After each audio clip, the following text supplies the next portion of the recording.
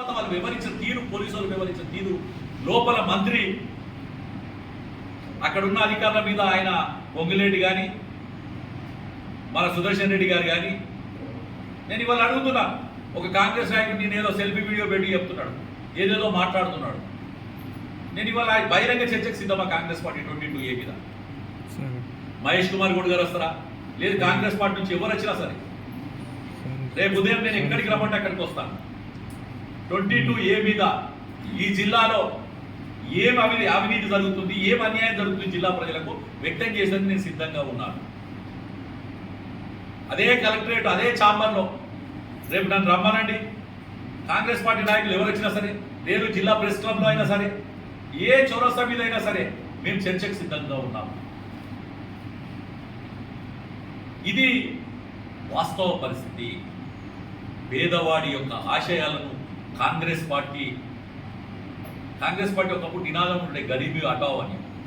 అంటే మనం అందరం అనుకుంటాం గరీబీకి హటావ్ కాదు, అంటే గరీబుని ఈ దేశంలో పునాదులు నాట్లు వేసే విధంగా జీవితాన్ని దుబాయ్కి వెళ్ళి పాపం కష్టపడి 15-20 ఏళ్ళు కష్టపడి 2 ఎకరాల పొలం కొనుక్కుంటే ఆయన భూమి అనుకోకుండా పట్టా ఉన్న పుస్తకం చూసుకొని 86లో ఉన్నాడు పుస్తకం అని.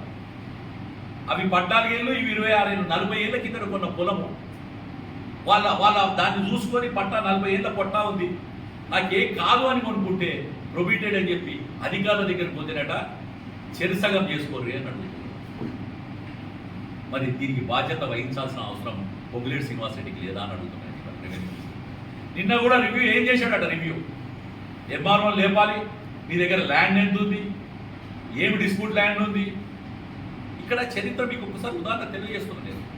ఇందూరు జిల్లా చరిత్రలో మన దగ్గర పోలీస్ పటేల్ వ్యవస్థ ఉండే, రజాకర్ల వ్యవస్థ ఉండే, ఇప్పటికి కూడా చాలా వందల వేల ఎకరాలు పాతకి తీస్తే అన్నల ప్రభావితంతో చాలామంది వదిలేసి వెళ్ళిపోయిన తర్వాత కబ్జాదారుల కిందనో దేని కిందనో ఈ దేవస్థానం భూములలో మిగతా దగ్గర కాజాకిస్తాన్ అని చెప్పి ఈ ఏరియా రూరల్ ఏరియాలో ఒక ఆయన ల్యాండ్స్ 1000 ఎకరాల ల్యాండ్స్ ఉంటాయి, ఒక ముస్లిం ఆయన రకరకాల పట్టాలు చేసుకున్నారు. మాజీ ఎమ్మెల్యేలు వాజిరెడ్డి గోవర్ధన్తో సహా చాలామందికి అసలు భూములలో పట్టాలు ఉన్నాయి.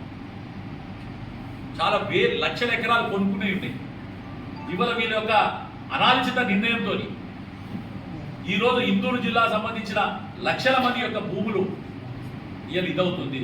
నేను భారతీయ జనతా పార్టీ తరఫున కాంగ్రెస్ నాయకులకు, ముఖ్యంగా ఎమ్మెల్యేలు ఉన్న ఇద్దరికి, అలాగే ఏదో సెల్ఫీ వీడియోలు పెడుతున్న చైర్మన్లకు నేను ఇప్పటికి కూడా చెప్తున్నాను, గత 30 సంవత్సరాల నుంచి రాజకీయాల్లో ఉన్నాం. ఎప్పుడు కూడా ఎవరి దగ్గర కూడా మచ్చ తెచ్చుకోకుండా రాజకీయాలు చేస్తున్నాం. ప్రజలకు అన్యాయం జరుగుతున్న రోజు, ఆ రోజు రాజశేఖర్ రెడ్డి తెలంగాణ యూనివర్సిటీని అన్యాయం చేస్తుండని చెప్తే కూడా నిలదీసిన వాళ్ళం. ఏ ఇష్యూ అయినా కానీ బయట ఉండి పోరాడేవాళ్ళం. ఈ 30 ఏళ్ళ తర్వాత కూడా అదే దాంతో కూడా ప్రజల పక్షాన్ని నిలబడుతున్నాం. రేపు బహిరంగ చర్చకు ఎవ్వరు పిలిచినా కానీ మేము వచ్చేందుకు సిద్ధంగా ఉన్నాం. రేపు మీరు ఏ సమయం ఇచ్చినా 11 గంటలకు ఇస్తారా, 12 గంటలకు ఇస్తారా, కలెక్టర్ ఇస్తారా, ప్రెస్ క్లబ్ ఇస్తారా, ఎక్కడికి పిలిచినా కానీ వచ్చేందుకు సిద్ధంగా ఉన్నాం. లేకపోతే కాంగ్రెస్ నాయకులు మీరు తప్పులు ఒప్పుకున్నట్టే అవుతుంది. ఎవరు వచ్చినా పర్వాలేదు, కానీ సబ్జెక్ట్ తెలుసుకోవాలి రండి, సబ్జెక్ట్ మీద మాట్లాడడానికి రండి. ఆ సెల్ఫీ వీడియో పెట్టిన వ్యక్తి ఉన్నాడు కదా, ఆయనకు కూడా చెప్తున్నా, రేపు రా. లేదు ఎన్నో కార్పొరేషన్ చైర్మన్ ఉన్నారు, రండి.